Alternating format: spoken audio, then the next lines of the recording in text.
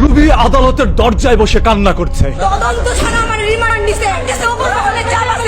চিৎকার করে মার কাছে বলছে, মা তুমি সবাইকে জানিয়ে দাও ওরা আমার কাছে টাকা চেয়েছিল, আমি সেটা দেইনি, তাই আজ আমার এই পরিণতি। ওসমান হাদিকে যারা দুনিয়া থেকে সরিয়ে দিয়েছে তারা ছাড় পেল, ছাড় পায়নি এই সুরভি। আজ সারজিৎ, হাসনাত, নাহিদ সবাই চুপ করে আছে, তাদের কান পর্যন্ত এই তথ্যটি পৌঁছায়নি। তারা কেউ কথা বলতে পারে না, কারণ সবাই আজ নির্বাচন নিয়ে ব্যস্ত।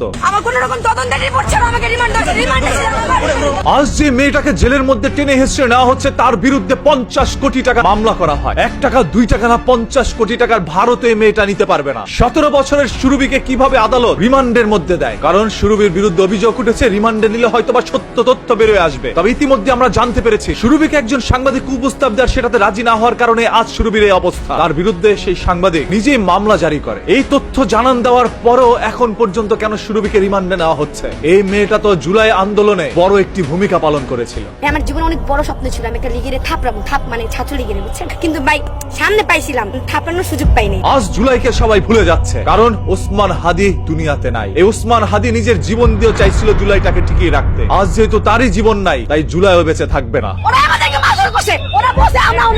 মনে রাখেন, আপনারা যে সরকারকে দেশ থেকে বিতাড়িত করেছিলেন, আজকে সেই সরকারের শাসন চলছে না। এখন শেখ হাসিনাই দেশের মধ্যে নেই। তারপরও যারা জুলাই আন্দোলনের সাথে জড়িত, একে একে সবাইকে জেলের মধ্যে যেতে হবে।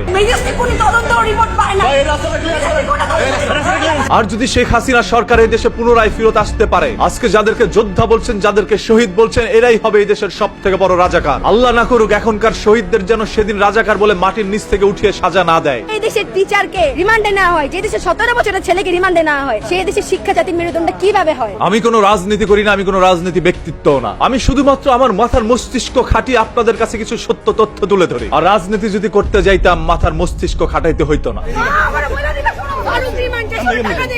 আজকে সুরভির পাশে যেন কেউ নেই। আজকে মেয়েটা চিৎকার করছে আদালতের সামনে। আমরা এমন একটি দেশে বসবাস করছি, সেই দেশে একজন লেডি মাফিয়া আমাদের দেশকে নেতৃত্ব দিচ্ছে। আপনারা দেখেছিলেন মাহাদি নামে একজন সমন্বয়ককে পুলিশ অ্যারেস্ট করেছে এবং তারপর তাকে জামিনে ছেড়ে দেওয়া হয়। আমি সবার প্রতি কৃতজ্ঞতা প্রকাশ করছি। তবে ছেড়ে দেওয়া হয়নি সুরভিকে।